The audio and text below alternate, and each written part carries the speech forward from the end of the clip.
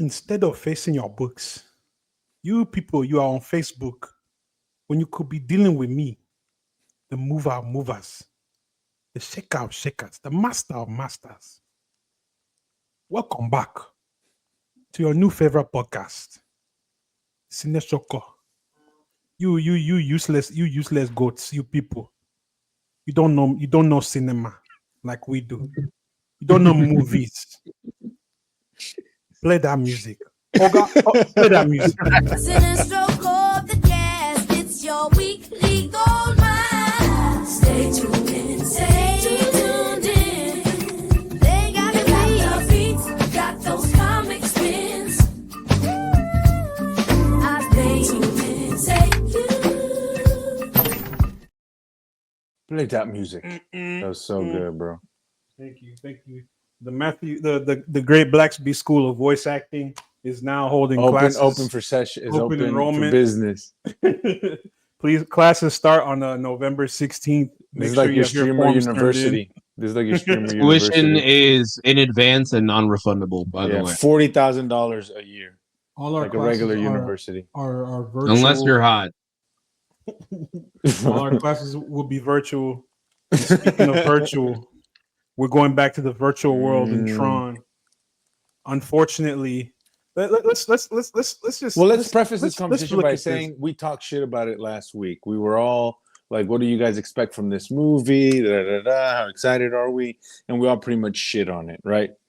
And so I think it's pretty obvious how we felt about this movie going into it. That being said, a lot of us followed through on those thoughts and decided, I'm not watching this dog shit. But Matthew Matthew likes pain. He sacrificed put my himself body on the line for the sake Matthew of self-harmed content. for the podcast. Exactly. For science. Self-harm for the view. Thank you for your cervix, Matthew. Now, I'm the guy who will lay down the grenade like in Captain America, bro. I did it. I took the Captain grenade, America, and let me tell you, this shit blew up in my face, man. This movie blew up in No my face. serum. Now, I'm gonna start with the positives because there are some positives, No way. and they're limited to two things: Okay. 9 Inch Nails soundtrack. The visuals are still pretty freaking good. Now, granted, the movie itself. Now let's hype that up real quick too. 9 Inch Nails has a big shoe to fill, following up Daft Punk's phenomenal score from Tron Legacy. I think they did a great job. I fucks with Trent Reznor so hard. He's also in the movie. Him and Atticus Ross are in the movie. Whoa, cameos? Yeah, it's like 2 That's seconds. so corny. Fighter jet pilots, so you don't even see their face. But no, the soundtrack was phenomenal. It does give you that good, like techno vibe, but I still feel like there was something a little bit lacking. And it's not because the soundtrack itself was bad per se. It's that they put certain songs where I would have put it elsewhere. You know, like the fight scenes are going on. I'm expecting more of those. Like in Legacy, they're in the club, and then Clue and all his goons show up, or Rinsler and all the goons show up to fuck up the club, and like Daft Punk locks in, and you just hear the beat kick off. It's that D-Rez song, like that shit goes hard. The fight scenes in here, the music's a little bit like slower. It's like doom, doom, doom. There's a lot of synth. It sounds like, and I don't know. I feel like that's different. But that's just me. That's my own opinion. As great as 9 Inch Nails is, I do think it is a kind of a vastly different kind of style and kind of than Daft Punk is. You know, so but you know, that was one of the things whenever the trailer came out and like the announcement came out that I was like, oh wow, this is really a show of intent. You know, I was like, wow, 9 Inch Nails is much more serious. It's a little darker. It has a lot more edge to it. I was like, these guys are Oscar winners. I was like, you know, like this is a big deal. And so for them to just kind of fumble the opportunity to work with such incredible composers and musicians as are Trent Reznor and Atticus Ross, and to waste, you know, I mean, they got paid, sure, but to waste their talents on such a a mediocre not project. great film, you know, is kind of disappointing. It's genuinely like, and then let me preface. Well, actually, no, let me preface. Let me hype the visuals up too, because when I'm about after I do these positives, the level of hatred y'all are gonna see, y'all haven't seen this hate in a long time. So let me get to it. But the visuals are still beautiful. it's this crazy that we had a visual masterpiece with Legacy. The bar is really high. The way the grid looks in Legacy is beautiful. My issue with the visuals in this one, yes, they did look good on the main grid or wherever we were. We didn't get enough of the grid. We were on the grid for like part of the beginning of the movie, watching Ares get created and all that stuff. Then all of a sudden we're in the real world. I'm like, the thing with, and I know Dave is gonna be like, that's the point of this movie. I'm like, I don't care. The thing about Tron is that we're in a computer system. We're on the grid. We're supposed to be this technological world. I don't give a shit what's going on in Chicago, bro. I don't care. But I'm living in the real world right now. I think that's a cool premise. I think having the grid or kind of mesh with the real world or come into the real world is a cool idea. On paper. I think that's really neat and interesting. But it seems like why did that not work? Like when you went, like why was that an aspect of the film that fell flat for you? I'm glad you asked that question, Louis. Matt. Before, granted, I'm not gonna see this movie. I don't care to. Disney Plus in like 3 weeks. Yeah, I'll watch it on Disney Plus in 2 weeks. For one big reason, which I feel like is a big negative in this film, which will a big what it is? Negative? Negative. Big what it is? A big negative of this film, which we'll probably get into later. But what would you say this story was? Just give me like the story of it, because I got the general vibe of like they're trying to do like an AI super soldier thing, but it turns into an invasion or something. I'm not sure. What's this about? So the movie is about it follows up. I don't know how many years in Tron world this is after Legacy, but our protagonist from the first film, Sam, played by the illustrious, uber talented Garrett Hedlund. Uber talented. I say that with a lot of sarcasm. Okay. Anyway, he's not a bad actor, but he's not a great actor. But hear me out. I would have rathered him be in this movie than what we got. So I'll get to that in a second. Yeah, Jared Molesto. Hashtag Jared Pedo. D-Rez Jared Pedo. But yeah, so the story is about there's a program. How do I word this? The grandson of the villain of the very first Tron movie is making his own grid, making his own programs. This program called Ares, which is supposed to be a security program, run shit for him while he's in the human world and blah blah blah. Dillinger figures out how to bring the digital world to the human world, which is a thing, which is a theme in Tron Legacy. Who's Dillinger? What's his name? Evan Peters. Julian Dillinger. Okay. And also another wasted talent, a great actor, given a shit like not much to do besides be an evil whiny baby. Yeah. Evil. He's that typical thing tech movies bro. like to do, where he's a whiny bitchy tech bro, right? Like Boy Cavalier. Yes. Oh literally, god, I like Boy Cavalier. Like Boy Cavalier. Every tech bro, and I pray you get well soon. Taika Waititi in Free Guy. Taika Waititi in Free Guy. Yeah. So yeah, and I feel like if they had put Evan Peters as Ares, vastly better movie. Literally anyone, you could put a wet paper towel in as Ares, and it's a better movie because Jared Leto fucking sucks. Anyways, continue with the plot. Continue with the plot. So basically, he's battling with NCOM. They're trying to figure out. He bring the digital world into the real world, but they can't keep the programs on for more than like 29 minutes, and they dissolve and fade away, and it's gruesome looking, but whatever. Now, while NCOM, they're now run by 2 Asian women. I forgot her name. Is that part of the plot? It's very specific. Well, I mean, because it was Sam Flynn was running it for years, and that's his company. And now all of a sudden he just decides to disappear. I'm like, that's poor writing. They're like, oh, we can't get Garrett Hedlund to come back, so we're just gonna write him off and make him disappear. Do they explain it? No, they're just like, are you sure they can't get Garrett Hedlund of all people to come back? He needs a job, bro. Put that nigga in the movie. That's what I'm saying. So that makes me think that it was more a matter. It was more them trying to remove themselves from the previous iterations of this franchise than it was them not being able to get Garrett Hedlund. Because you said it yourself, Garrett, he need booked and busy. Garrett Hedlund is not okay, No, and so no. I think he would have jumped at the chance to come back for this movie. But it feels like the kind of the direction of this was to be as separate and as removed from the previous iterations of this film as of this franchise, like a as soft possible. reboot. Yeah, like a soft Because reboot, essentially. the thing that makes Legacy stand on its own and also stand out in the within the Tron franchise, it manages to capture like the excitement and the digital, all that stuff very well, while also honoring the previous film.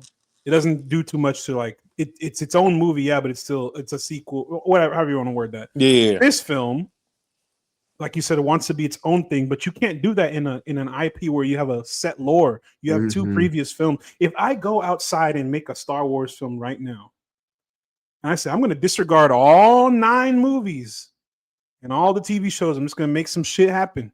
Ryan Johnson. I'm going to get my ass beat. I'm going to get my ass beat. If I go make well, never mind, because then they're gonna be like multiverse. You can do that. No. But I was gonna say make like an Avengers movie. Exactly.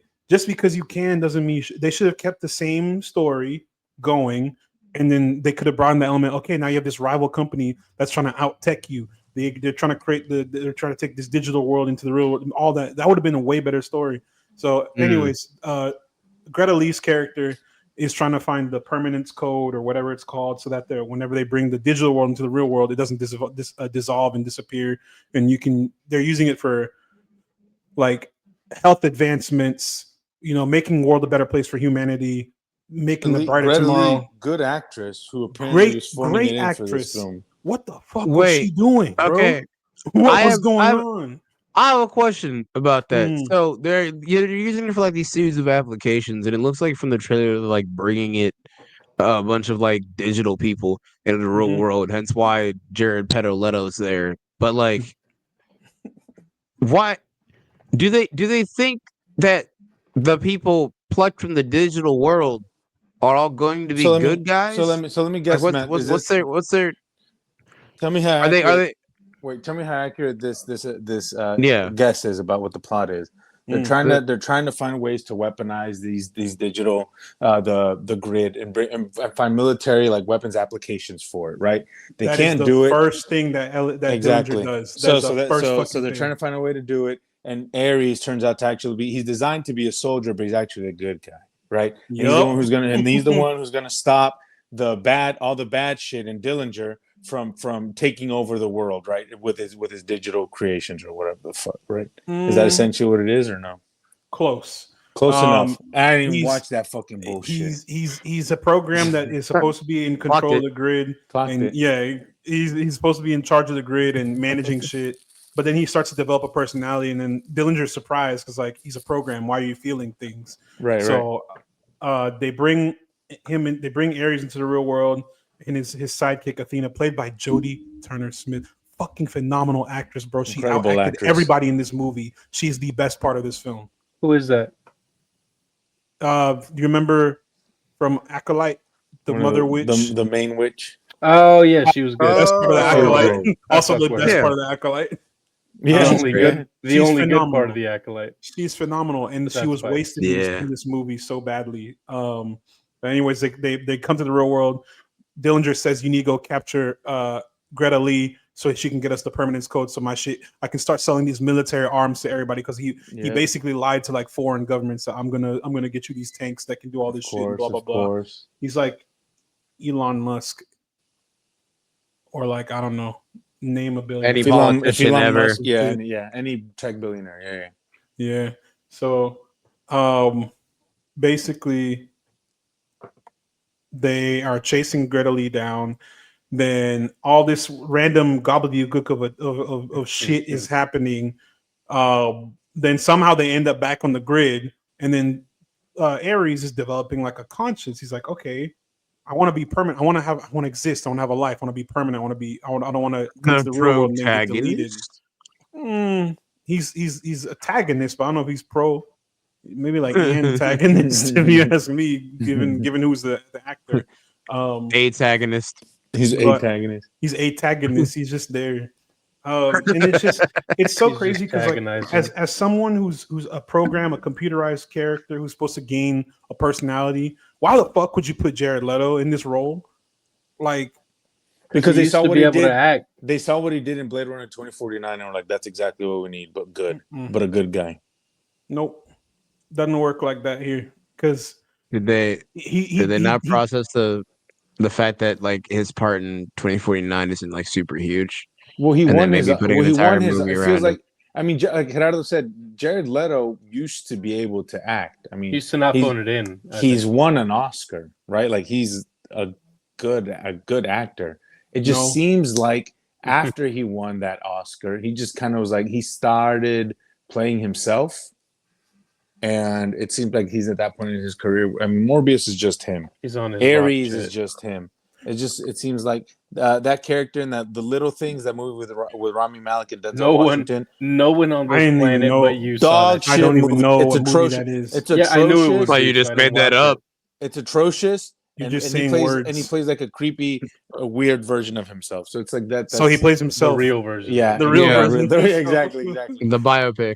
So like you didn't. I had asked before, but you started explaining about the plot. But I'm very curious. What was it about that fact that about the grid coming into the real world that didn't work for you? And like, what else was it about this movie that you were just like, this is not like, why did it not? Why was it so bad? Other than like, I think poor performances and some shoddy writing. Like, well, why did you just not buy into it?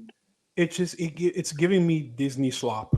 That's what this film is giving. Disney slop, because like lack of effort, just to appeal to a 4-quadrant kind of thing. They see the way that Tron is set up. It has potential to be a big sci-fi IP. It should be. Franchise, I'm not gonna say it's gonna be the same level as Star Wars, Star Trek, but it can get up there. It's pretty fucking good in the concept.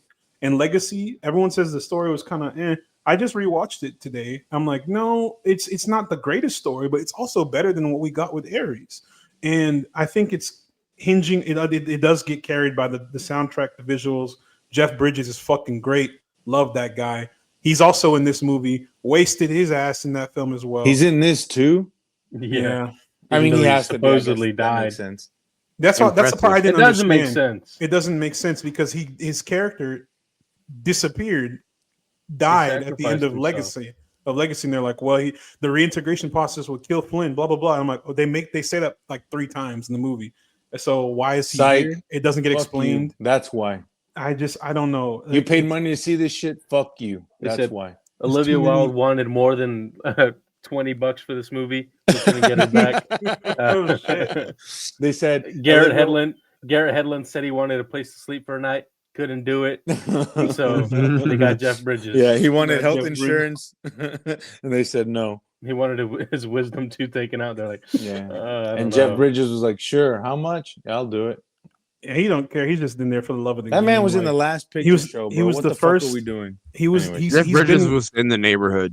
He's some poor shit. He's the what's it called? He's the centerpiece of this franchise, the cornerstone of this franchise, star, the biggest and then they star fucked it. They fucked it all the way up. Of it. Yeah, they fucked it all the way up. So also, the plot being bad, the plot is bad, yes, but also the acting is like horrid. Like I said, not Greta Lee. Jodie Turner-Smith and Evan Peters are the 2 best performances in the whole film, but they're also not doing too much. So there's nothing for them to really do. Cameron Monaghan was in here for 5 seconds. He should have been Ares. Great actor, and they fucking wasted him. They put Freakatron Evil Jesus as fucking all that training character. he did. You saw that training he posted on Instagram and social media for just literally 5 minutes of screen time. It's I shit you not. They're like Ares turns around. They come to the NCOM server, which is basically the good guys grid, and they're trying to hack the file and steal some shit. And it looks cool. The scene looks cool. And then they get invaded they get attacked by the security programs from NCOM. And who is he? Is he one of the good programs? He's one of the bad guy programs, technically. And like he's there, they're fighting, they're getting jumped and shit, and all Ares is turning on Gaius. And then Athena's like, or Jodie Turner-Smith's character is like, we need to leave him. He's gonna get fucked up. He's malfunctioning. And like, he's fucking getting killed, bro. Help your boy out. And he just dies. I'm like, this is stupid. This is stupid. They nuked his shit. They nuked the shit. I was like, fuck this movie, dog. I mean, he I was got literally a sitting. paycheck, I guess, but They I boomed don't his know. ass. They gave him a $20 gift card to fucking Arby's or something. I don't know what they did because that shit was The ass as armadillo fuck. meat. I know. so overall, Argentinian gecko lizard knees. movie sucked. Yeah. That has really nothing positive going for it. What would you rate it? And I think this can kind of 2.5. this can lead into the conversation about like what do you think went wrong? Like not necessarily the franchise. Is it like a Disney problem? Is it an IP problem? Is it a industry issue? Like we can start talking about those things. But a 2.5 out of 5. And here's my reasoning. It would have been at least a 3. Okay. Jared Leto takes us down to 2 stars. He's that bad by default. Him existing and in his performance. We make jokes all the time. Like we talk, like we know that he's a shitty human being and stuff like that. That does not mean that you're necessarily a bad performer. I mean, Brad Pitt's not a good guy, and we thought he was great. The guy from The Substance. Dennis Quaid. He's a shit human, bro. Horrible guy. Pretty good actor, and he was great in that movie. He wanted to be Ronald Reagan. Exactly. So it's he wanted to be Ronald Reagan. Right. But not even for a movie, just in real life. So we're no strangers to praising like bad people. Love of the game. In real life, bad people's like good performances. We're no strangers to doing that, and in fact, enjoying them. But you're saying that there was like legit like nothing redeemable about his performance. There is nothing at all. He goes at some point in the movie. He goes on a tangent about the 80s. I love the 80s. There's no emotion on his face. I know he's supposed to be a computer program, but still, if he's growing a personality, where is the personality? He starts talking about Depeche Mode and all this shit. I'm like, get him the fuck out of here. That's so corny. I said, get him the fuck out of here. I was tuned out of the movie. No. We love Depeche Mode. But the guy who's a computer program talking about Depeche Mode in the 80s and everything. Shut the fuck up. Exactly. I get it that this movie was made in the 80s. I remember Rubik's Cubes. Do you remember Nintendo? He said that. He said Rubik's Cube. I know you're talking about that. You ever seen Stranger Things? That's my dialogue. I was about to say, who wrote this? The fucking Duffer Brothers? It probably would be better if it was written by the Duffer Brothers. It was written by Steven Linsberg, Bonnie McBaird, and David DiGilio. That is 3 too many people to be writing this, to have dialogue like that. That is impressive. Well, this motherfucker, the guy, Steven Linsberg, has written Tron Legacy, Tron Catalyst video game, Tron Identity, Tron but see, those are good. R. Those are good. Good projects, though. That's the thing. Those are not bad projects. The Catalyst in the video game. Those are not bad. Let me ask you this, Matt. Let me point this out. I feel like at the core, Tron is just an IP niggas don't care about anymore. I hate to see it. I just don't think it's popping like that. Everything that it does, we need to bring back John Carter. Shut the fuck up. I would shut up. I wouldn't say it's not a big. It's not necessarily. I don't hate that idea. A big IP. I think it's that they have a chance. They have a chance to do something with it and make it a big IP. But Disney is so. Just I don't know what word to use. It's not money driven because they wouldn't. If they were money driven, they wouldn't have cast Jared Leto. They are so. No, I think they thought Jared Leto was going to be a big draw.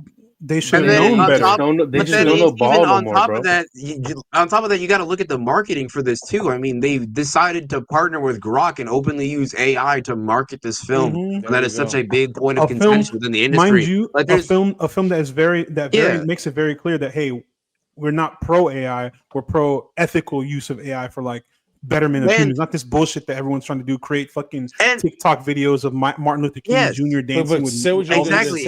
I feel like you're on the precipice of something. And on top of all of that, right? They decided not only did they already off rip have a film that is based in the universe of an IP that they have not touched for the better part of 10 to 12 years, a decade. Over a decade and a half has not been in the cultural zeitgeist at all.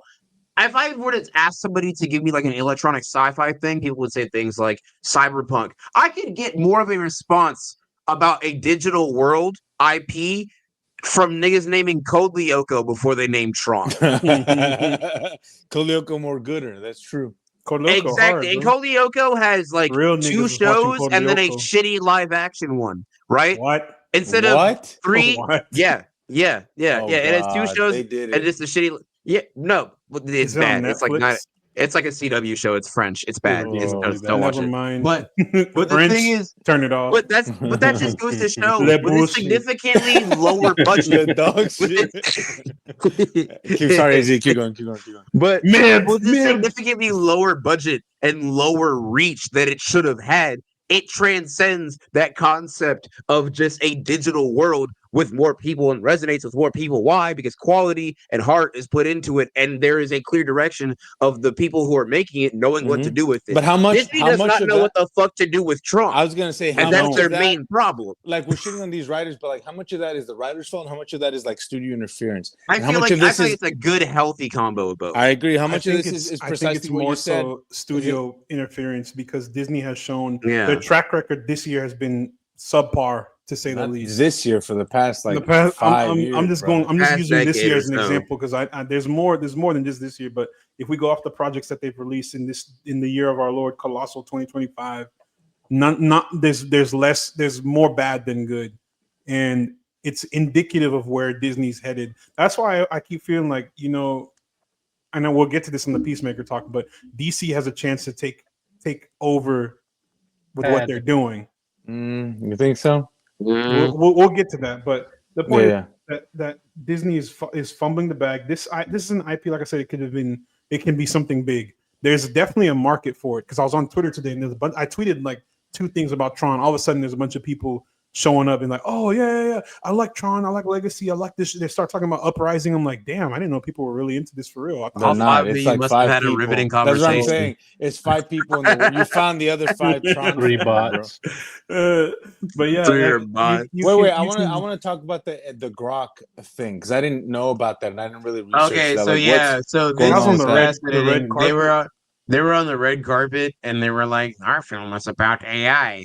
Look at this AI that's made by, Elon Musk, creator of Twitter, largest point of contention politically within like the past, I don't know, 2 years. Really just a terrible, unlikable man. Hold on. A man He hated didn't by create both sides of Twitter. the political He aisle. didn't brought create in, Twitter. sorry, He sorry, colonized sorry. it. He created man who- Grok. He though. apartheided that shit. The man who Columbused Grok and then proceeded He to watch out Columbus Twitter. He who made Grok. Columbus Twitter, and then Mhm.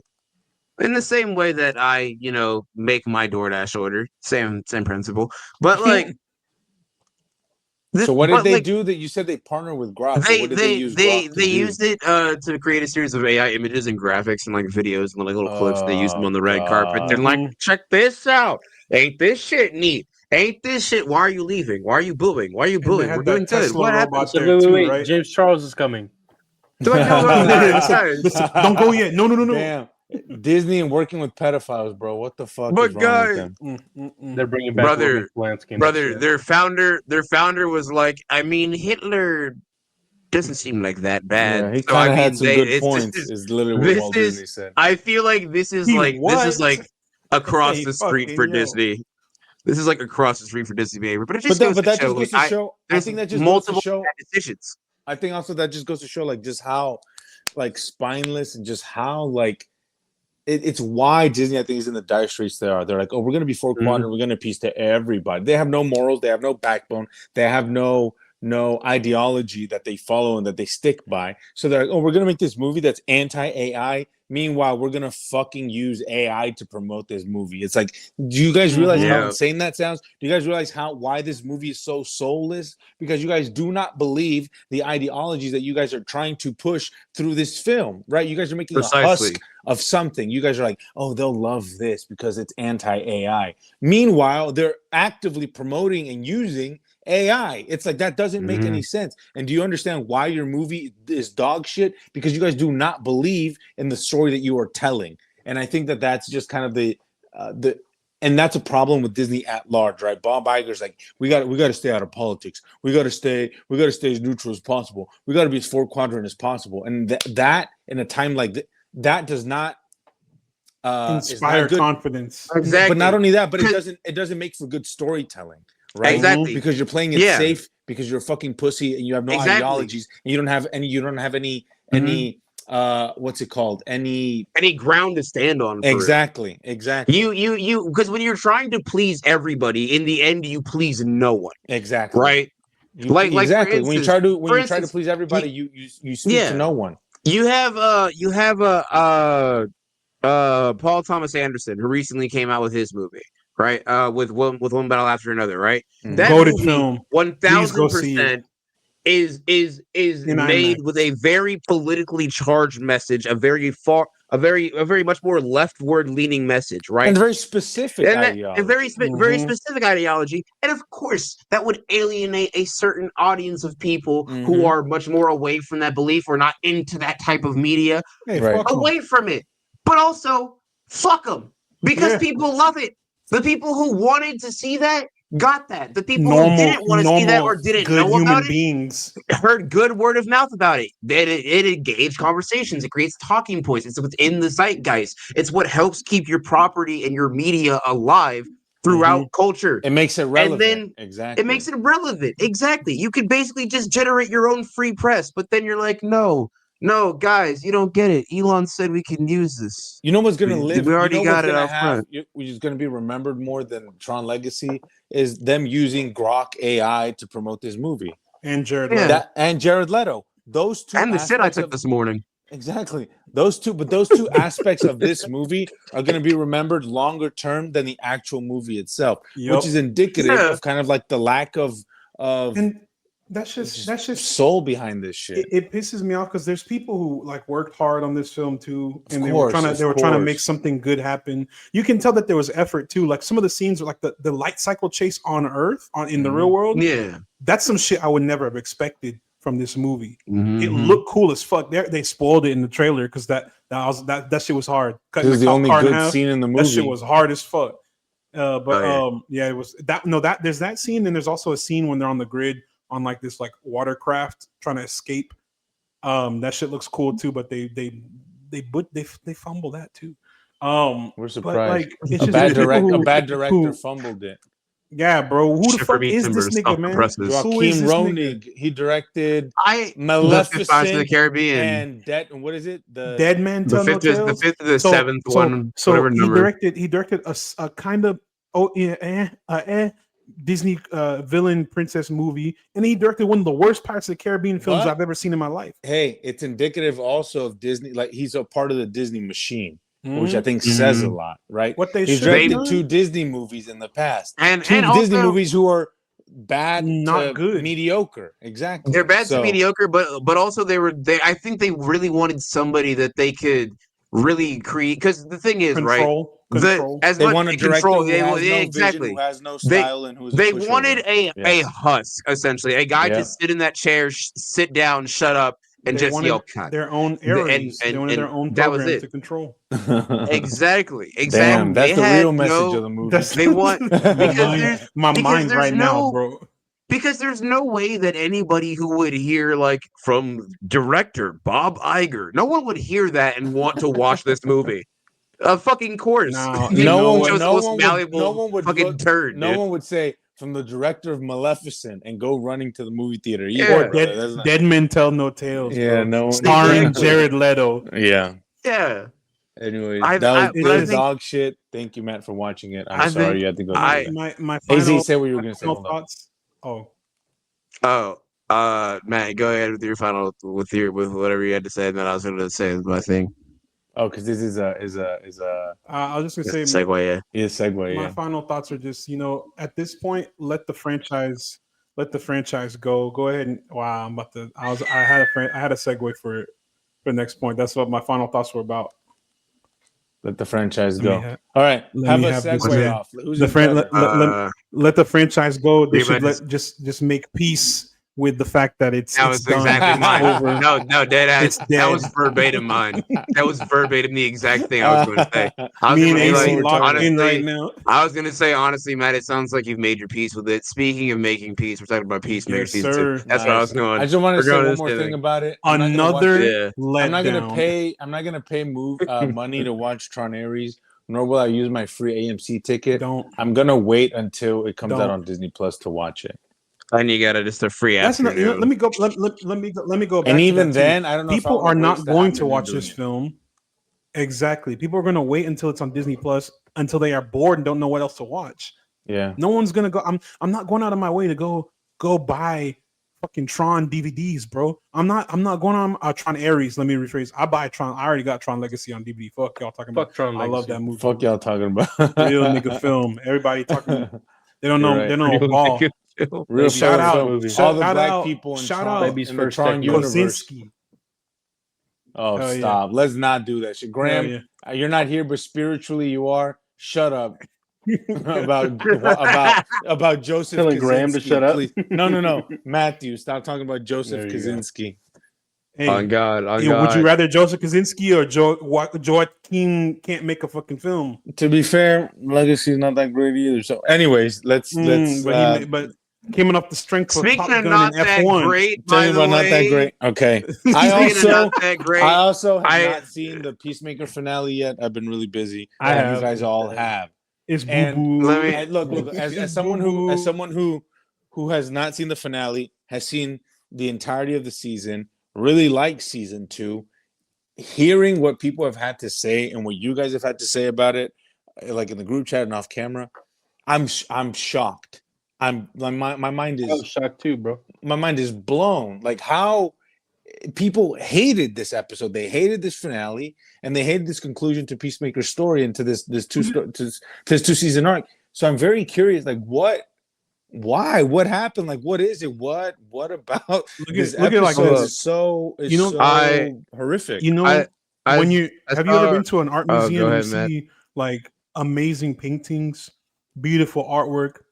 Now imagine you get to the end of the exhibit and it's just a pile of shit from a butt. Okay. With sprinkles on it, because the beginning of the episode, you'll get it when you see it. There's sprinkles on it. Okay. It's just so fucking diabolical how they diabolical. Is that bad? Diabolical. They fucked up, bro. I'm surprised that James Gunn did this. Fumbled the bag that bad? I've spent.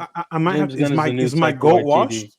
Is my goat washed? I had to sit there and think for a minute because I spent like the last 3 years like James Gunn's fucking untouchable. Guardians, one of the greatest series of movies. He made Creature Commandos though, bro. I don't know why you're shocked. That's what the question. But what happens in what happened in this episode? What is it? Like as someone who hasn't seen it yet, but has seen the rest of the season, what happened in this episode that they fumbled so bad? It felt like they could. It was hard to not land the plane. They started exploring. So obviously, Chris gets captured and all that shit. They start exploring the doors, all the different doors, all the multiverses or whatever, all the universes. They're like, oh, we're trying to find something. Rushed as fuck. It's rushed and it's fucking ugly and it's stupid. Oh, it looks bad. And then there's the final door, not the final door, the door where like everyone gets fucked up and they start. Wait, so what's the point of the episode? Try to find Chris? No, they already got Chris. So why are they exploring all the different doors? So the point of the episode is that they're all the doors. Argus is exploring all the doors to find what they can apply each of the alternate dimensions for different usages. So just got it. Bad government thing. They got a hold of his little multiverse thingy, so they're like, oh, now let's explore. Okay. And they get onto this one place that's like a candy cane looking land, and these little fucking gremlins come up and start fucking everybody up. And one of them's humping Tim Meadows Flurry's mask. I'm like, this is fucking stupid. What is this? Okay. So ultimately, kind of explain what happens and then explain how it ends, and then we'll talk about why you guys didn't like it. So essentially, Argus is looking through all the doors. They're looking for something. They're like, oh, well, we don't know what we're looking for. And the 11th Street kids, stupid fucking name, didn't bond that much. I never liked that. Anyway, they're like, chat, does this name hit? They're like, oh, well, when have we ever done anything that's good? Oh, yeah.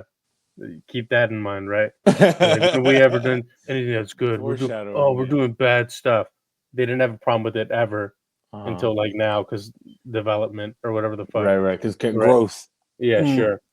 And so eventually they find Flag and like all of Lex's supporting cast. Yeah, From the entire like fucking a bunch shit. like a bunch of the little nerds that were in that like flying It's almost building. all of them, bro. Yeah, they're like looking for a essentially a habitable planet to where they can exile metahumans, and their goal is like a prison planet. Right. So Based off basically, the Frank storyline Grillo Sanctuary from turned DC into Comics.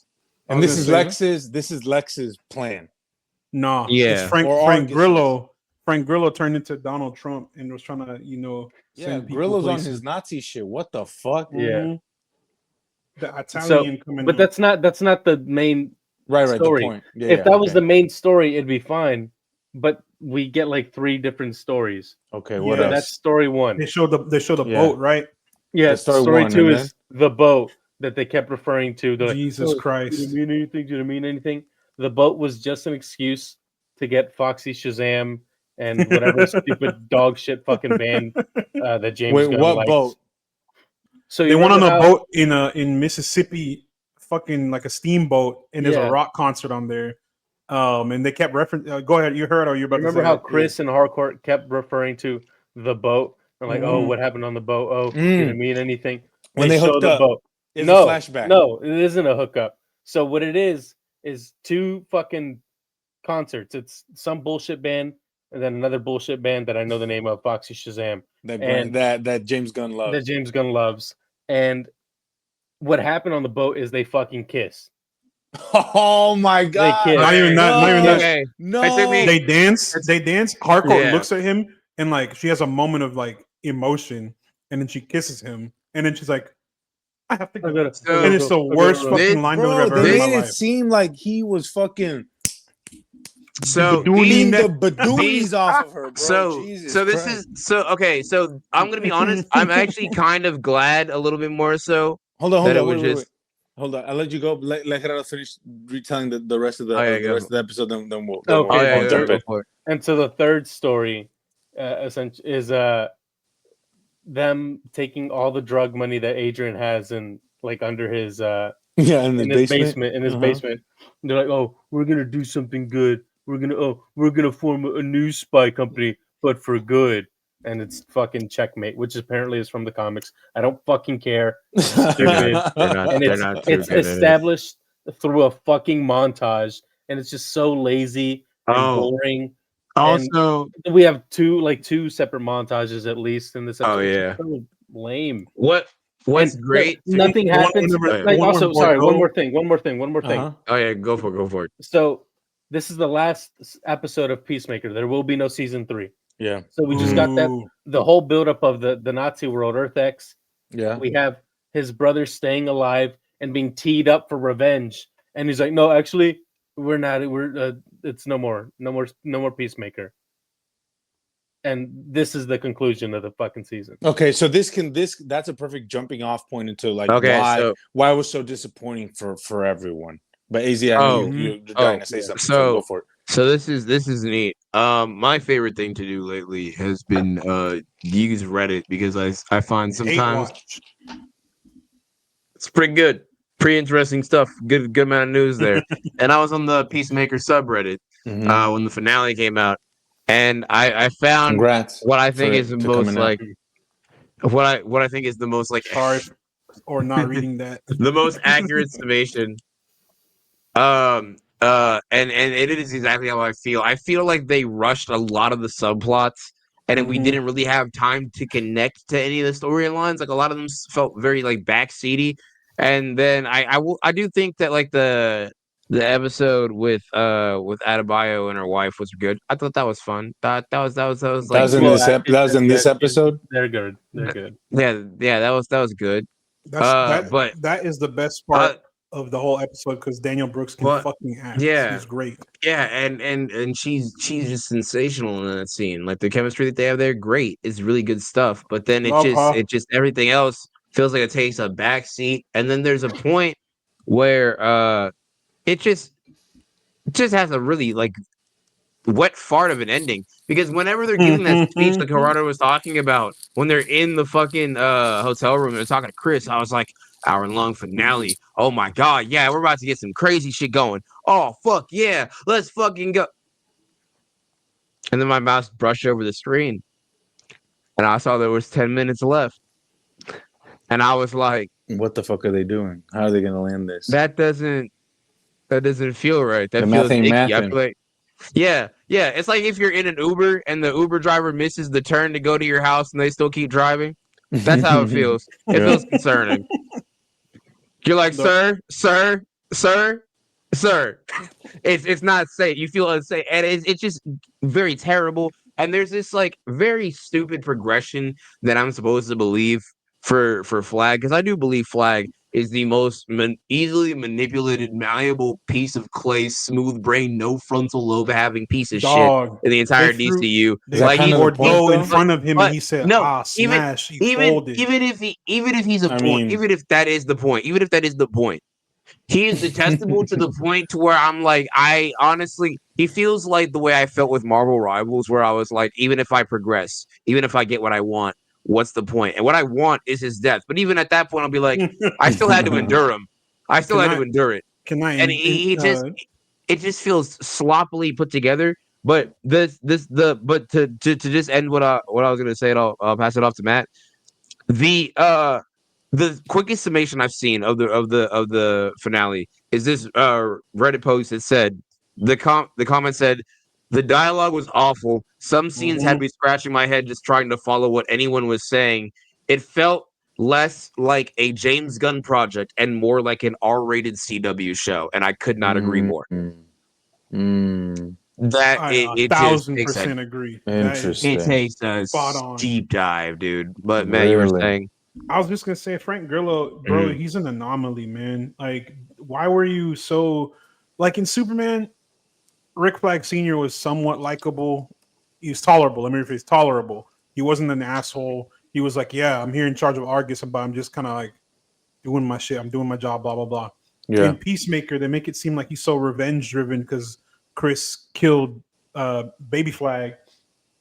And all of a sudden, at the end of the episode, he seems like he's calculating, he's smart, he's doing shit. At the end of the episode, he's a fucking jackass the whole time. I'm like, I hate this dude. I don't understand why the writing got so fucking. It's like the dudes who made Tron Ares said, let's fuck up this show too.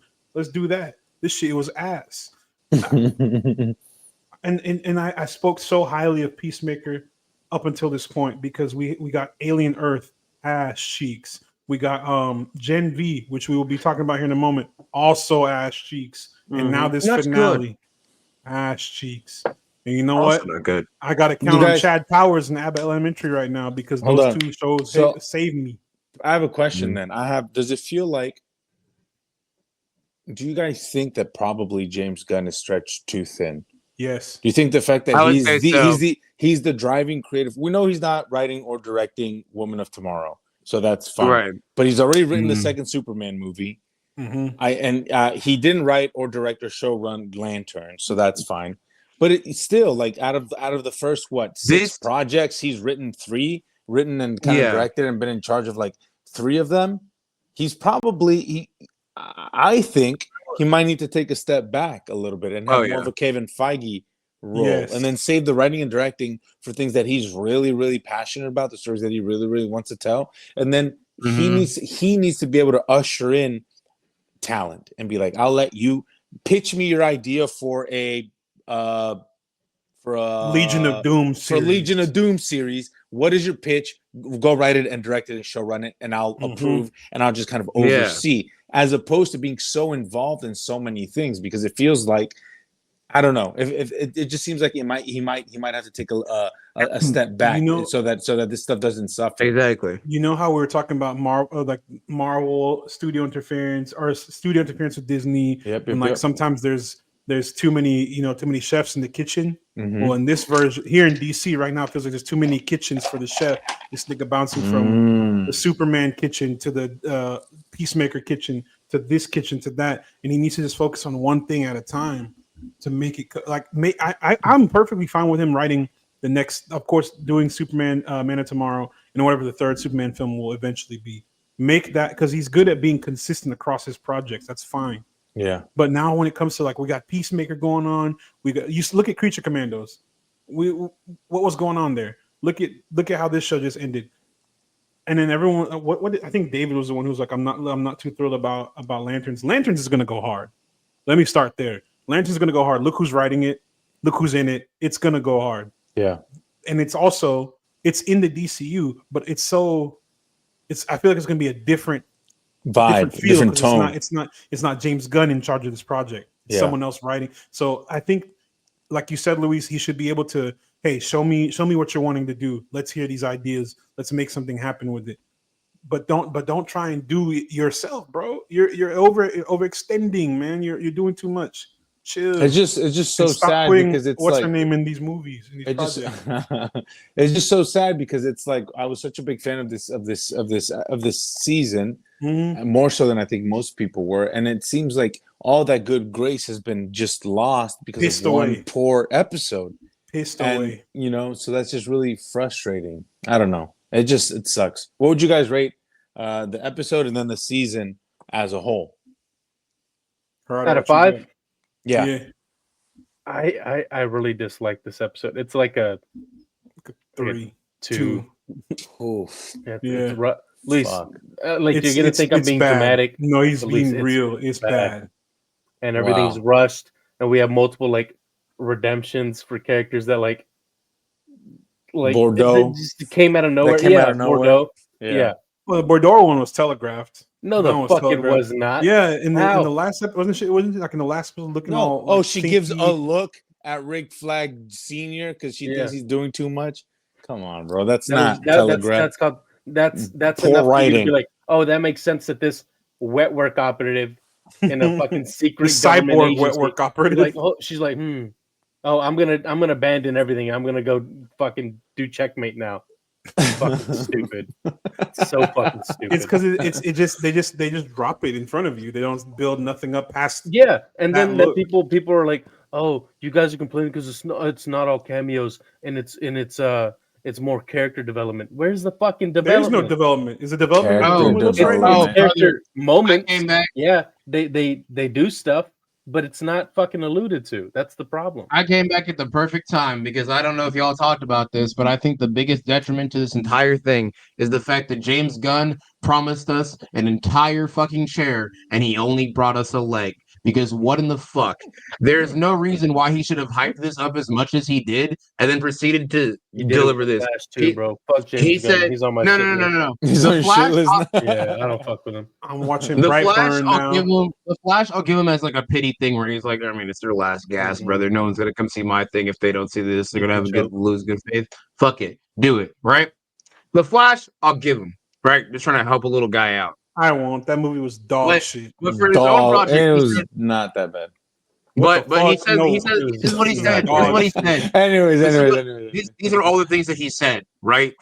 Preceding the premiere of Peacemaker's finale. He lied. The Peacemaker season 2 finale is insane. He said, and I quote, "I can guarantee it's the craziest, wildest, most insane and wonderful episode of Peacemaker we've ever produced." That's also crazy, saying, bro. Now you bring the receipts. It's crazy. He also said, I am the one who's keeping the 3 episodes away from everybody because there are too many surprises in these last 3 episodes. Especially, and I want you to realize this, we're talking about episode 8, and he said, especially 6 and 8. Go fuck yourself. He's literally just talking about Foxy Shazam and literally my favorite things I've ever done of anything. And then he said, last but not least, shit made my ass itch. Well, it's not the first time he's addressed the and also to address the complaints of anybody who has said like, I'm mad about cameos, I'm mad about this, and then people are like, well, it's an unsubstantiated claim. Why would you think that there's going to be great cameos? Why would you think that we're going to be alluded to? Okay, let me ask you this: why did James Gunn say? Well, it's not. This is a quote from an article. Well, it's not the first time that he's addressed the upcoming secret cameos in the back half of the DCU show. Gunn teased during an appearance on Scorpio Golden that some big stars will appear in the ongoing series. the band. It's the band. escorpión dorado. I love him. And he said He's talking we about have- Foxy Shazam. It's the band. And he Yeah. said, this is the James Gunn quote part. We have some big stars from the DC universe that are going to be near the end of this season, Gunn said. Those stars include the following people. Nicholas Holt's Lex Luthor and Yes. The guy with the mustache from Superman. The tech dude. Yeah. Happerson. Happerson. Happerson. The Yeah. more like be honest, Freak-person. That man was trying like to goon him. up in the You could've office, said that bro. it- Hey, Dude, real you as could've fuck. Hey, I get it.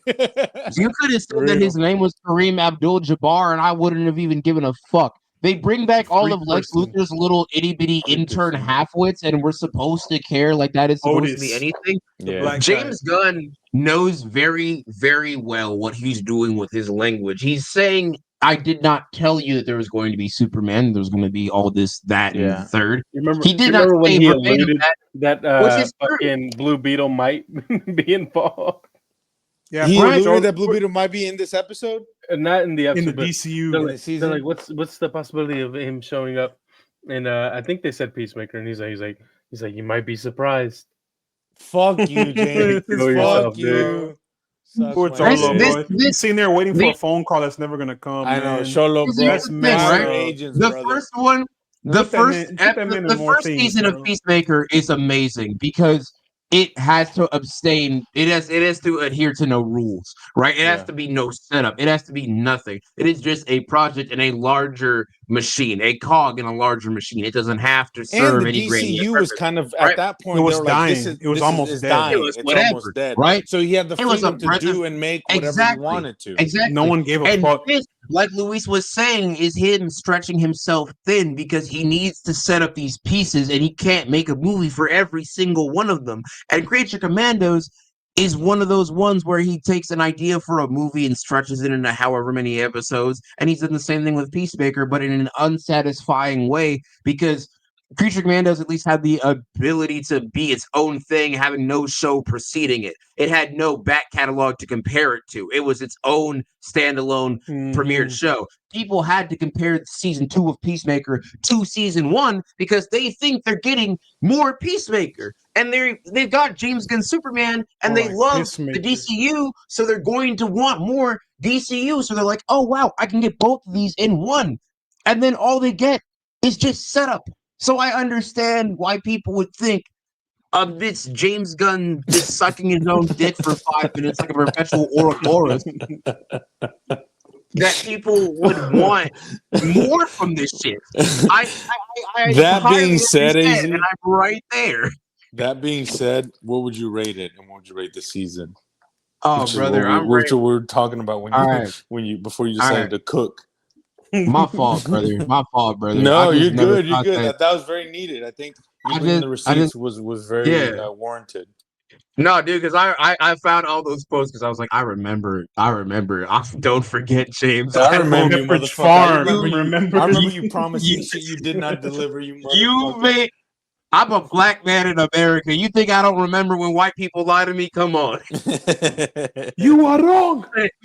I did not You make are it wrong. that far. You are wrong. This finale, I rate a 1. I rate Jesus a 1. fucking damn. Christ. God sloppy. damn. It is sloppy execution. It is the bus from Speed if it hit a wall instead of managed to be stopped. It is awful. It is amazing pacing all the way through the season, and then there's just this. I cannot. They even walk away in slow motion while smiling like a bunch of fucking clods. No dude. way that happens, My bro. fuck, dude. Oh my god, It looks like a fucking ad for like a medicine that'll make your hair grow back or some shit. Nerd. Is that how it Nerd. ends? It looks like a Target No, it's commercial. not the ultimate. It's not the It looks ultimate, like a Target commercial. but it looks like ass. But then they just last minute tack on Peacemaker being thrown in a sanctuary and it fucking sucks. And I'm just like, I don't give a shit. But overall the season I give like a 3. Oof. I Did you give give the it a season, 3. Gerardo? Out of 5, Yeah. I mean the ending kind of fucks with it, man. The ending fucks with a 3 or a 3.5 is fair 3.5. because yeah. they didn't stick the landing, and we know that we're not going to get more seasons. Yeah. Now, so like what is It there just to leaves a look sour forward taste in your to? Yeah, mouth. it's rough. You cannot take a show and make the first 7 episodes be really fucking good, and then make the last episode be dog shit. I am right there with y'all. It's a 3. It's a 3 to a 3.5. We're not going to get another season of Peacemaker, but I guarantee you, we're going to get more fucking hardcore. Like if you that's a fucking promise. Like hard to watch court. Yeah, hard to watch court. If you give me court, hard to act court, yeah. It's just line delivery ass. Anyways, No what range, about you? no emotion. What about you, Matthew? What's your rating for the season? I for the episode? Yes, the episode is a 1.5 to a 2, man. This shit was doo-doo caca, ass cheeks, and all of it. It's so bad. It made me want to watch Sean Aries, and I don't even really want to watch Jesus fucking Christ. No way, brother. It's doing it bad, like not good, bro. Doing it horrible. So I feel like I met evil Damon Lindelof from this finale. Like this, mention him again. There you go. Can y'all stop? Can y'all watch some more shit? Who's the biggest glazer? Me with Krasinski. I refuse. I'll never stop. I'll tell you who's better. Damon Lindelof is better than Joseph Kaczynski. I watched Watchmen and The Leftovers, so technically 2. I'm just saying. The Leftovers is older than that's 5. Crazy. So yeah, it's like 10 years old. Yeah, my dad watched The Leftovers back when. So that's how I know it's good. That's how I know it's good though. But I think because he got locked in, he doesn't like watching English. Boy, he locked in The Walking Dead. Shut up. Right, but and on the spin-offs. That's just indicative of the previous generations. You know how they like to attach to certain things. My dad could teach multitudes. And speaking of different gens, let's talk about Gen V. That's about where I was going. That's about where me and Matt really have like y'all locked in today. Boy. Me and Matt came together like the fucking Eternals. We formed the Unimind, brother. Yeah, like that nigga mind. Nigga mind. That's what people call Negro symbiosis. I was going to say.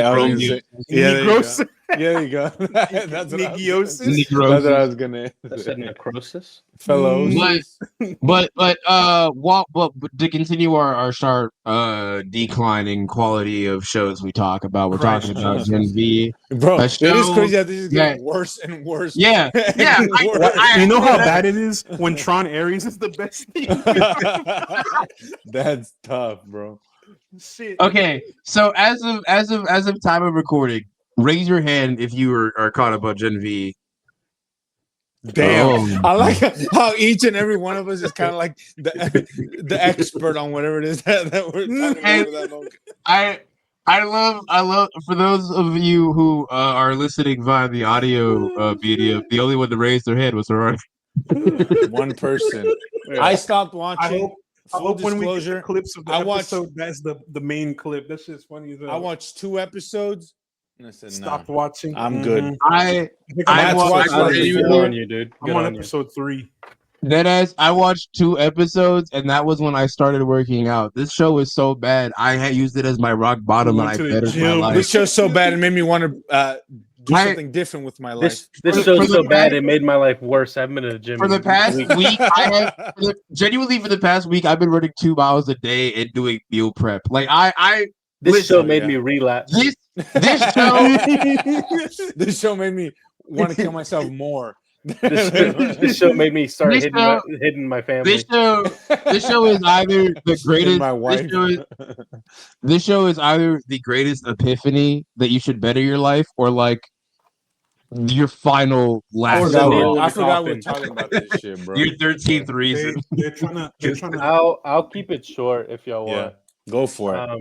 You want to catch us up? Do you want to catch us up to speed on like what's happening in the season? I left off on episode 2. Sure. Keep us with what happened and what happened in this most recent episode. And kind of like your general thoughts about it. They keep going back to school, and then they leave school, and then they were in jail for like 10 minutes, What and then the they fuck? got out immediately. And then They went back to jail. And then Marie's sister showed up. Huh? Cypher cut her neck, killed her. Whoa! What? And then Marie, her powers are stronger, so she brought her back to life. What the fuck? Yeah, Marie's apparently Nigga, she Jesus? the strongest soup. To be honest, Marie's powers are pretty fucking. They're established. Yeah, I know, but it's just. But then it's how do happening you, pretty quickly? Is what I'm saying. How do you? Yeah, how do you? Wait, she can kill Homelander. That's what they're saying. That's is she gonna be in the new season of fucking the boys? Anyways, continue. He killed her sister. She's probably gonna have to fight Billy. Y'all don't care about spoilers. Y'all aren't gonna watch it, right? No, I'm gonna watch it, but I won't care. I'll forget by the time we get to those. You're gonna guess what's happening like an episode or two before. It's anyway. predictable as hell. Cypher secrets out. He's not actually Cypher. He's actually Godolkin. Godolkin's a soup. What? Who lives forever? He's been controlling Cypher this whole time. Whoa! Played by Bach from fucking from Wicked. Played by SpongeBob, dude.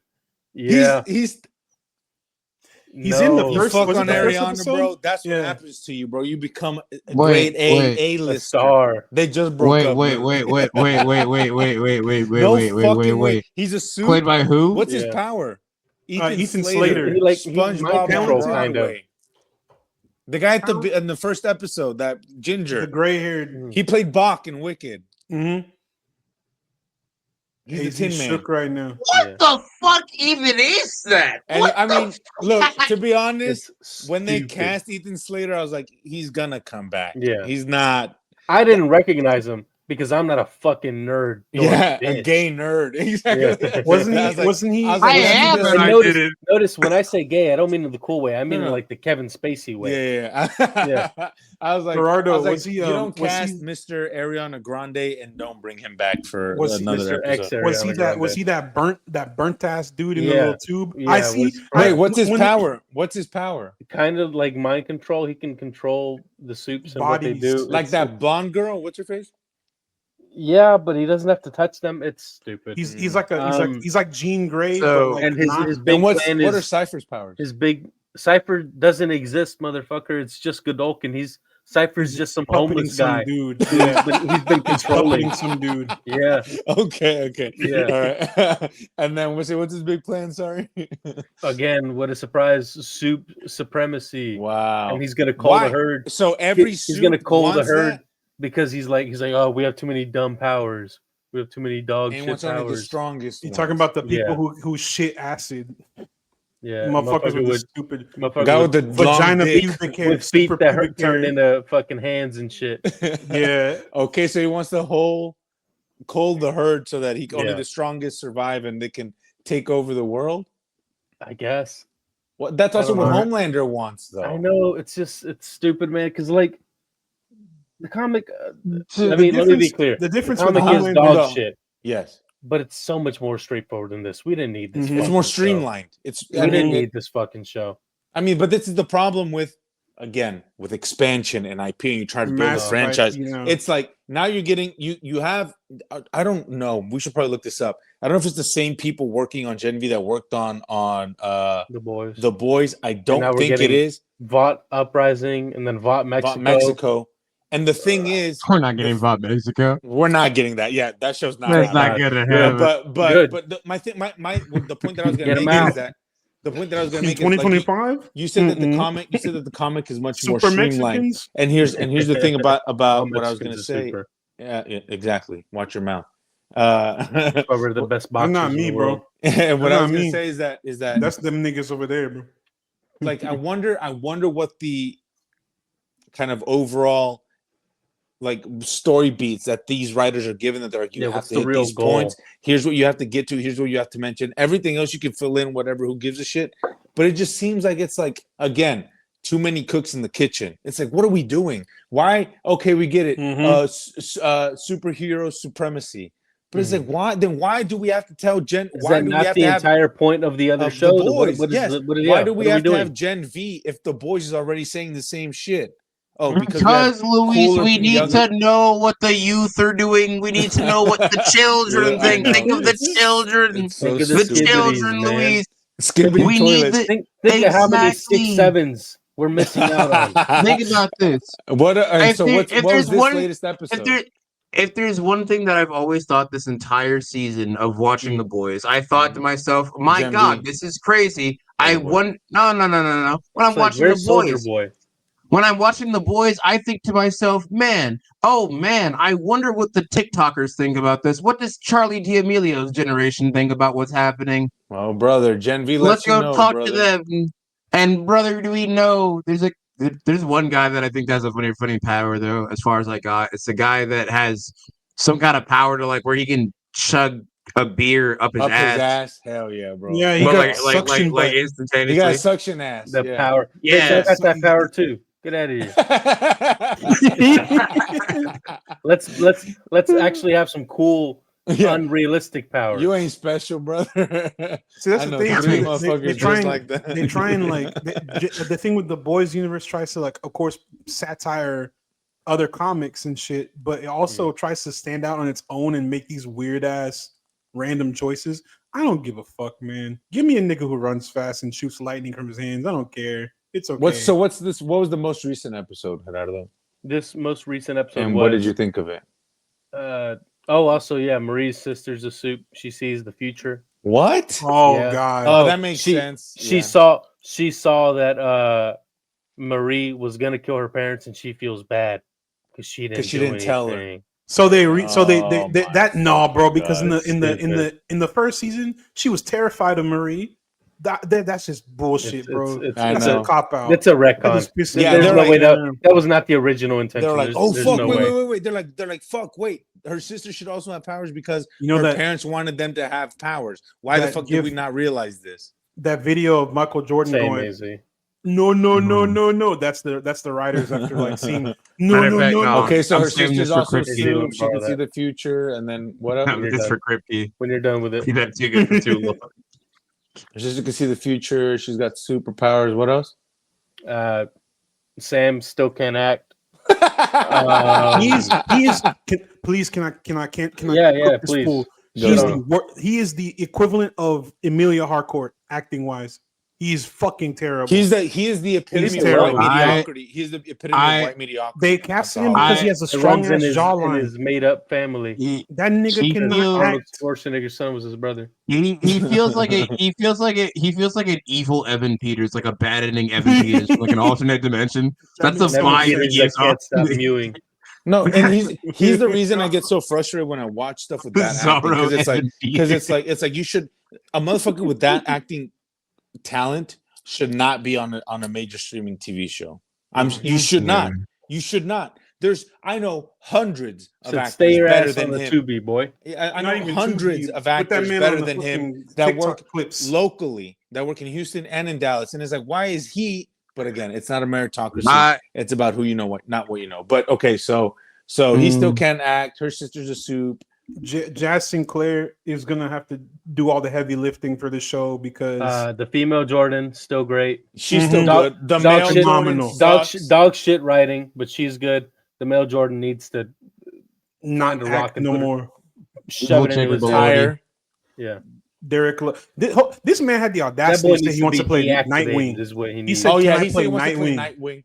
No, you Boy, cannot. Can you get some acting classes? Is where you No. that where you should. That's you where need to should play on Indeed and be a fucking cashier. He should not be there. You need to play a motherfucker who gets a job. Is where you need to play. Looks like Said- he's Gerardo not- said he needs to go to Can gym. I You need to play play. Indeed? You need to play Look, on look, the look, food look, stamps look. website. if he Go was in a LinkedIn show, University. like if he was gonna be in a show, something like I don't know, like this summer I turned Tron pretty, or like Aries. Riverdale. Fine, go ahead, do that, whatever. But come on, man. I tolerate the boys. I don't like it, but I what tolerate else, it. What Don't else be happened in the with spinoff like with this. the episode, Gerardo? It is so ass. Man, I don't know. I think that's about it. Because Her- also these episodes are like 20 minutes long. No, But this- they're like but- 49 minutes, bro. Dude, no, it's like 25. It's taking No, me. they it's taking feel me- credit. eternal. They Plus the feel credits. long as You know They how long? feel You know how long long? as fuck. They This, feel you long want to as see how fuck. long this episode 3 was? weeks to watch one episode. Yeah, how it 3. feels is not how long it is. No, That's a problem, brother. That's all the ladies. They're Hell 20 yeah, brother. That's right. I come so fast because I'm so straight, and I like it so I know. much. If it took me Exactly. forever, you should be worried. Exactly. Exactly. But anyways, so what? Oh, I forgot to mention. Stan Chestnut Edgar checkers. is in this show now. What? Oh my god. Yeah, and what's her face's dumbass daughter with the tendrils in her mouth? Oh, She's Newman. Yeah, Newman's she's daughter? dead. Oh, Octopus God. girl. Oh wait, no, she is alive. Giancarlo, please. Please, Giancarlo. He's been in some Hold bullshit up, recently, wait. man. Wait, Let me bullshit. Not recently. All the time. He's in some bullshit. He's let me- always let in me some really- bullshit. He's Let just me really great. lock this on. Yeah, Let he's me just look too dead in good the for the camera. bullshit that he's in. I wanna look dead in the camera as I say this. Giancarlo Esposito. I want you to know He's listening. Breaking Bad ended. He'll listen. The universe. I'm I'm with you. manifesting this. I'll This send is it to him. this is Inshallah. This is me manifesting it out into the universe. Giancarlo Esposito, wherever you are, baby, I just want you to know Breaking Bad has been over for like over 10 years. You don't have to play Gus Fring anymore. And everything. You can do other roles. Maybe not Captain America. Maybe not that one. But like you can do other ones. You know what? I didn't hate Fuck him. it. That was I didn't fun. hate him. He wasn't Yeah, the he was bad fun. part of That it. wasn't the Actually, bad part. that was It's not just the his movie fault. That's a good was point. bad. You know what? You were having fun, and that's what you should focus on. Take the Adam Sandler approach, brother. Just do No. less. Don't Hold do on. that. What the fuck are you Pause. talking about? Pause Stop. on that. You know what? I'm with No. you. Mute him. Yeah. Mute him. No. I mean, in the sense of just do. Anyways, so as I was saying, Yeah. My rating.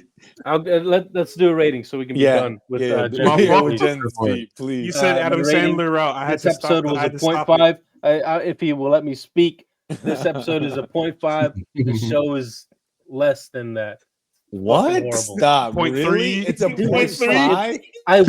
I watched this show because I can download it and I can watch it at work when it's slow. It's not good. It's not good. Why? It doesn't Why, entertain bro? me, but it's better than looking at nothing happen while I'm at work. It is in the same way that getting in a car accident is a better alternative to capitalism. This is a better alternative. So this Yeah, shit's not it's even a nice. 1 star. It's a half a star. What don't you Barely. like about it? What don't you like about the What show? don't I Jack like? Sinclair. Yeah. I don't think it looks good. I think it looks like it's shot like shit. It's gray as It's hell. really- No I color. don't, I It's don't really think the effects are very good. Green. The writing is very, very not good. Poor. Yeah. Mhm. There's only like 2 good actors. That's Jordan and Marie. But You don't like Jordan. Hamish Linklater? no, we established this. I don't think he's Oh yeah, good you in don't this. think he's good in this. I don't think he's good in He's given me some John Wick vibes with his this. delivery. He's doing He's a some great bullshit. actor, so I'm really frustrated that he's Mhm. not good in this. Yeah, he's Wasn't not he in good. a Yeah. midnight? Midnight Mass? Midnight Mass, Mass, Fuck that show. incredible show. Amazing, show. amazing Amazing show. show, Fuck that and he's show. incredible in that. You You haven't hate seen it, Joy. bitch. Shut the fuck I up. haven't seen it yet. I don't watch need to anything see that it. Rahul It's great. Kohli's in. Fuck that guy. He defended the Queen. He can Oh suck my it from the God. back. He defended He's- the Queen. Yeah, he was The telling one, people the like, one that's stop- rotting in piss right now. Yeah, Yes. he's telling people to stop talking, like stop being Bro, mean. Essentially, Better the Queen is than he Israel. Indian? Is he's he a not Indian? British Indian guy. Yeah. Oh, He speaks bro, with that accent bro, hold on, because hold on, they hold on, hold on. colonized him. Bro, your And he's mind like, is too guys, colonized. be Bro. nice to her. I know, Bro. bro. Your mind is colonized, brother. Are you that Yeah. mentally Save molested? yourself, Anyway, brother. anyway. As a Kenyan man, It looks bad. It's written bad. Performances It's are acted bad. bad. Mhm. It's- It smells there's nothing- bad. There's nothing positive to say about the show, It's really. not even except for- sexy. There's not two even enough performances. sex in it. Yeah, it's not Freaky even like the ass. boys where you pop a titty out every once in a while. You see some See some soft dong. cock and balls at least. You know, there's not nothing like that. Firecracker. Stop Firecracker. sexualizing her. Firecracker. Yeah. Firecracker. Anyways, okay. Who's I'm- got a segue? I'm right there with what the fuck was I about to say? Oh my god, I'm right there with Gerardo about how this show is I just fucking forgot my name. lackluster. Nah, I call you G Money. That's why my bad. Oh, And Luis calls you Fabio like every 5 minutes. I sorry for That's true. I mix I'm it up. sorry. That's his real mix it He's name. up. exposing me. It's not my real He's name. exposing me. Not my government name. But no, yeah, it's just really unfortunate, man. October and September have had some of the weakest shows so far. Save Peacemaker for 7 episodes, but it's had some of the weakest TV we've seen this year. And it doesn't help that everything about the what's it called, the boys universe. We're kind of, I think we're getting the boys fatigue. You know, I feel like we're getting the boys fatigue because I'm not excited for the rest of the season. I'm not excited for the boys season 5 or whatever the hell it is. I want it to be over. I wanted VOT Mexico because I'm like, hell yeah, turn that shit up. Diego and Gael, but that shit's not happening, bro. Especially I know, not the way man. that this shit is going. No, and I mean, I guess VOT Rising would be cool. What is that even about? Jensen VOT Ackles, Rising? but it's otherwise. It's probably we're probably going to see Stormfront again, but back when she was Liberty. We're going to see Jensen Ackles, Soldier Boy, leading his team of soups. Fuck about that shit, bro. I don't really care. I will say, I don't care about it, but the costumes do look dope as hell. I'm not gonna lie, they do. That's a good suit. I know y'all dick ride Jensen Ackles. I honestly do not give a fuck. I don't care. That's my boy. I'll dick ride. You said we talk about Jensen Ackles. I tapped out for a second. We talk about Jensen Ackles. Yeah. Gerardo's butt suction powers activated. I've been practicing with the beers just in case I meet him. Just for Jensen. This episode alone, he's drained 12 packs of Coors Banquet. Good, bro, because I could not give less of a fuck about either one of those shows, bro. This IP. I think he's good as Soldier Boy, though. Yes, but this show has fallen off so bad, bro. We had 2.5 good seasons, and then it just... And even then, rewatch them, they're really fucking kind of mid, yes. They're really fucking boring. The thing that made them exciting was the first episode. On Jack Quaid, who's not improved a lick in terms of his acting. What made this show good was when it came out. It came out at a time where it's tired during the Marvel. peak of superheroes, right? So that was very ingrained in the kind of the public consciousness, and it was different. And it was satirizing that. So it was the exact opposite of what that was. And we're like, whoa, this is exciting because we don't see our superheroes fuck and cuss and kill and say these things. But when you remove it from the kind of MCUification of the world and of media, you're just like, this is not. Yeah, all it does now, I think, is it leans more into like the political aspect than it does the original intent, which is parody superheroes. And I don't want to sound like one of those guys that's like everything is political, but it just feels more like. I mean, I don't mind that. No, I don't mind. I don't mind that, but I just feel like with the way that they're doing the show right now is they're kind of going more into that more like mirror of our everyday life, and that's cool, but that's still not enough for me to like be as interested, I would say, as I originally was in the show, when it's just every single time like Homelander got away again, but we'll get that dastardly bastard next season. Mark my words. Marie will kill him because apparently she can bring people back to life or whatever the fuck. That shit hard. That is hard. The show ass. The show hard to watch. It just feels like like for instance, like the some of like the gross superpowers I think are pretty neat, right? The usage of certain suits, I think are. Oh, you mean my boy Low Sausage? You mean my boy Vasily? Low Sausage actually fucks. Wrap this shit up, bro. I fuck with him. But they're trying to wrap this shit up. They have like all these pieces that should come together to make something like genuinely interesting, but it just peters out. Just not good. No pun intended. Peters. Speaking of Peters, penis. Not good. Speaking of good, we're talking about Good Boy. Nice. I didn't realize we're still talking. I know. Don't worry, I'll make it quick. Hopefully the trend of everything being shit. This is the turnaround. All right. Do I watch this movie? Yes. Oh, okay. All right, that's it. Thank you for watching this episode. No. Good. Let's go. All right, that's a wrap. Thank you, everybody, for watching. No. So, but break it down, player. I was the one who watched my assigned viewing for this week. Was his assigned tour viewing? We gave out assignments this week, like TMZ. Was the movie Good Boy, and it's basically a horror movie told from the perspective. Is a horror movie told from the perspective of a dog. POV firecracker talking. This is essentially the log line, right? A loyal dog moves to a rural family home with his owner, only to discover supernatural forces lurking in the shadows.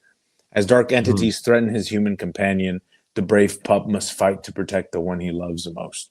Okay, pretty simple, Nigga, pretty this is real life Courage the Cowardly I mean, Dog. Gerardo, literally that. So it's like pretty straightforward. It's pretty on the money, love but it. it's like, but it's very, very effective. I think got heart.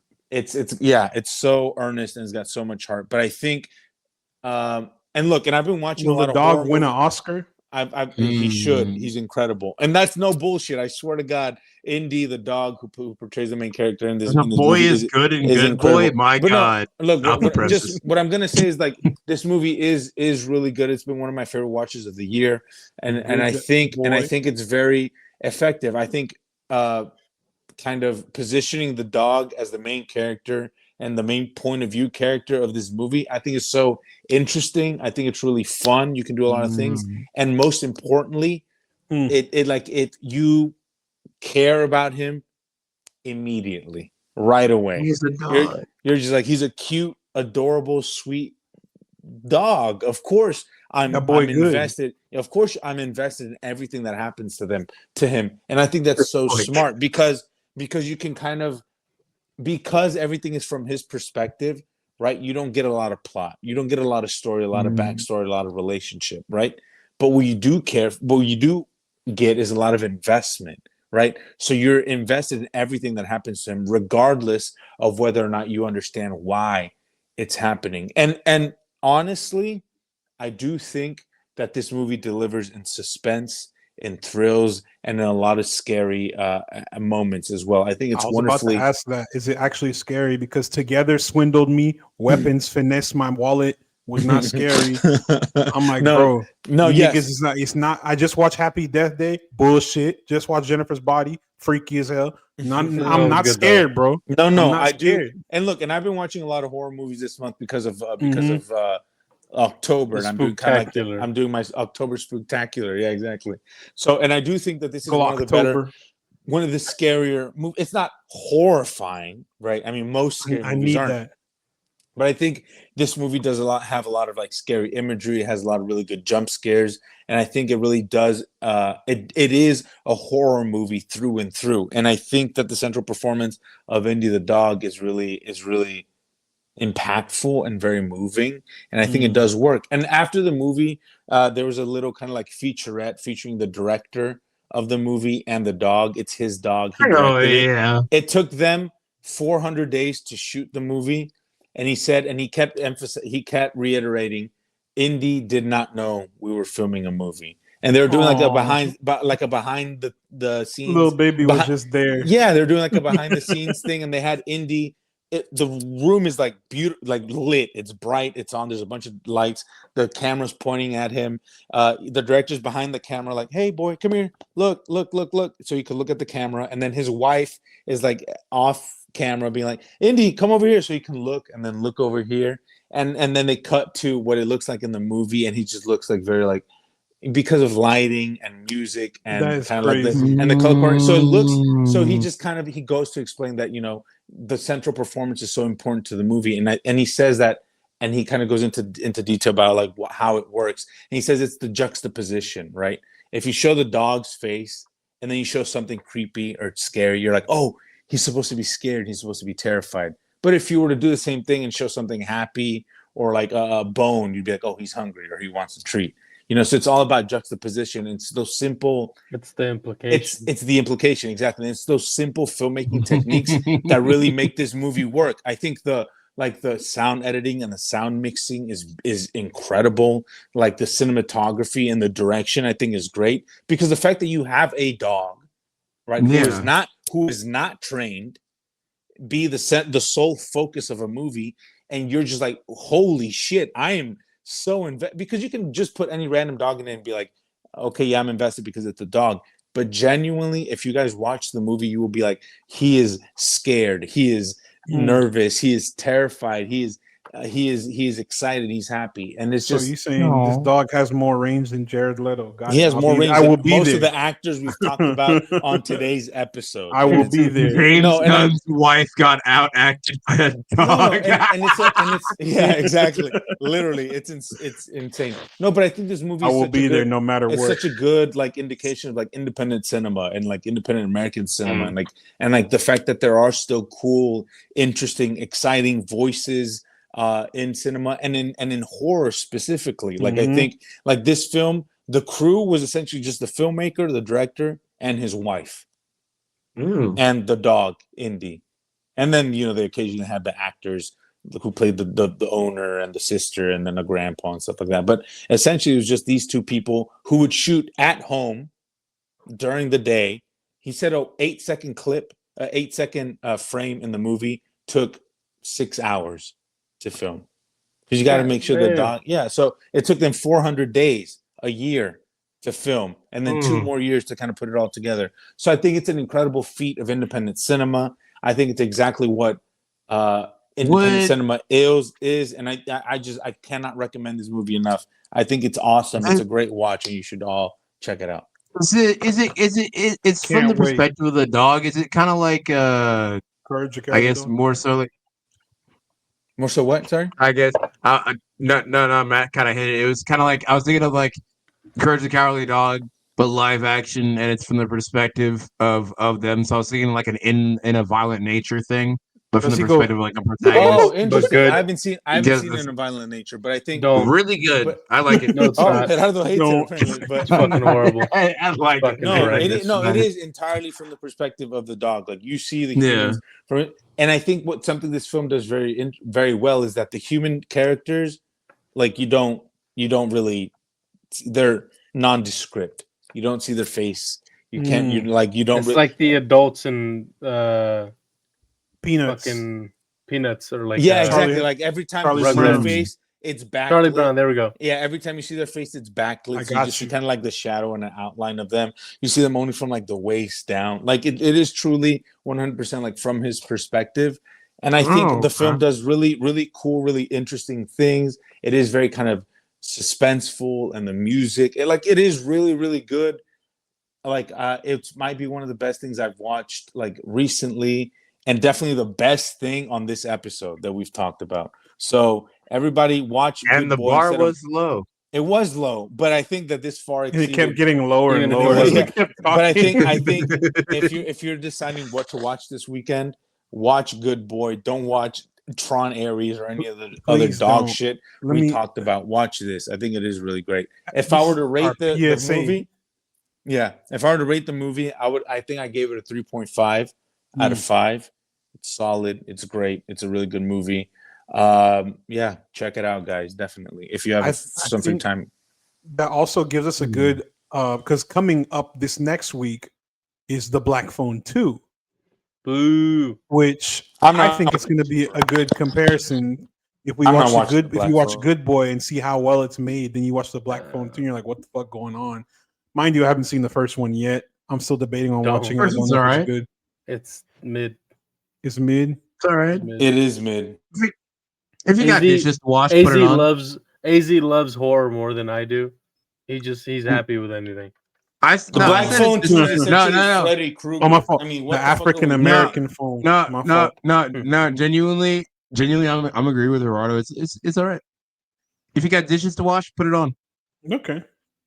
If you want to listen to something in the background, it should not have a sequel. Whatever. That's my big frustration. Every time it doesn't make any sense to have a sequel. Every time the trailer comes on in the theater, I tell my girlfriend, I roll my eyes, and she's like, "What?" I was like, "This movie should not exist." I was like, "We should not have this fucking movie. Why is it even a thing?" Because the first one feels like a lesser version of that one movie with Sebastian Stan, Fresh, of like a kid trying to escape, and it's like a supernatural tone to it, right? Fresh is amazing. I love Fresh, but I do too. But like it has like a finality to it. I don't know why this other one exists. IP, but brother, IP, baby. But it's intellectual, but it's barely a property. But speaking of P, I had to segue.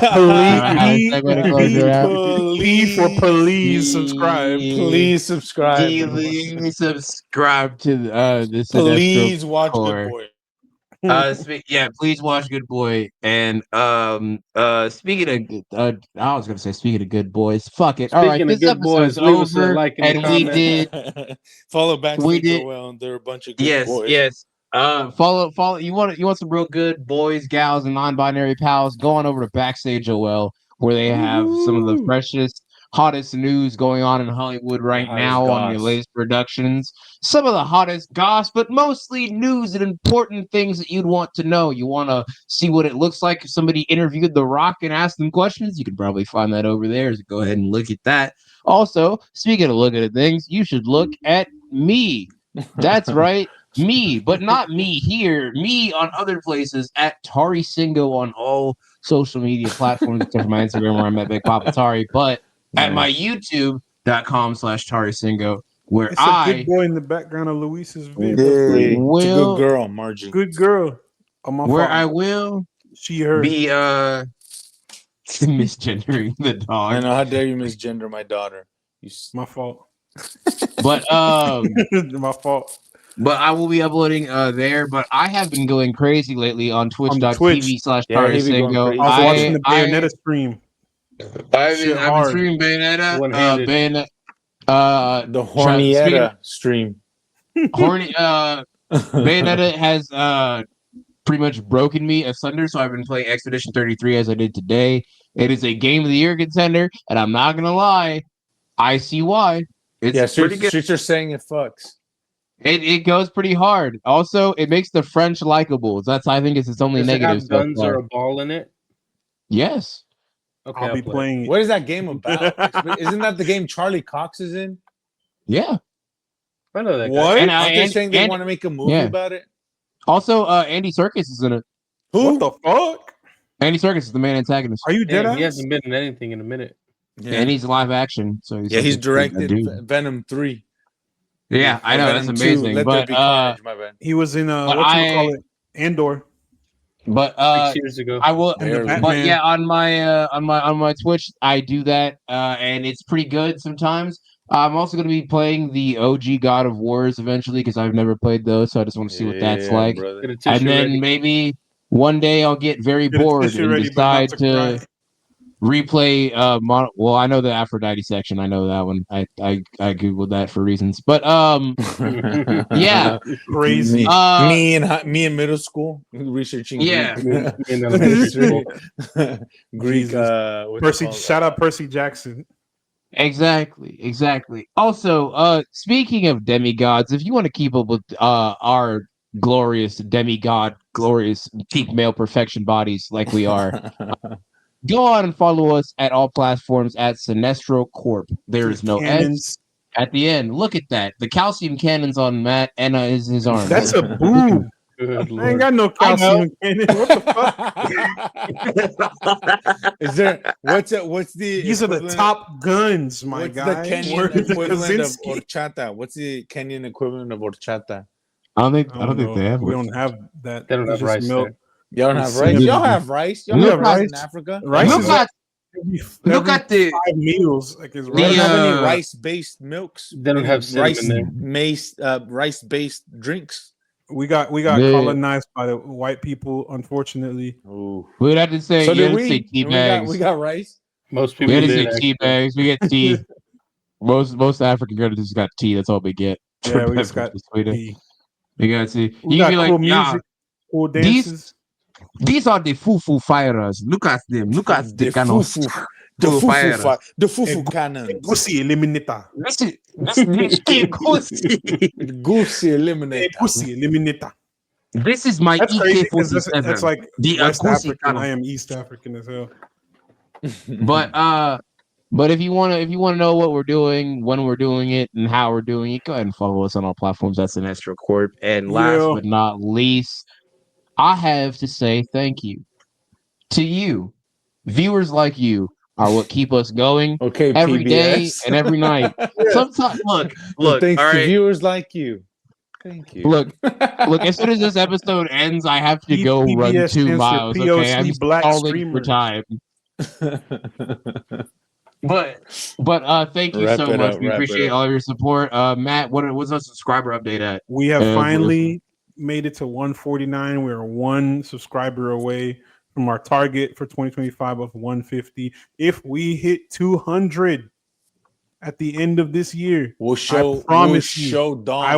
I will be in the Green Goblin costume next year. I will plan a trip all year. Maybe not New York, but maybe downtown Dallas. New York, Dallas Comic Con. I will be in downtown Dallas in my Green Goblin, my lean Goblin costume, doing the voice and wearing a do-rag. Choose. What? Anyway, and until next time, we appreciate you guys tuning watching. in. We will see y'all in the next episode of Cinestro, and then we will catch y'all at the movies. Peace, love.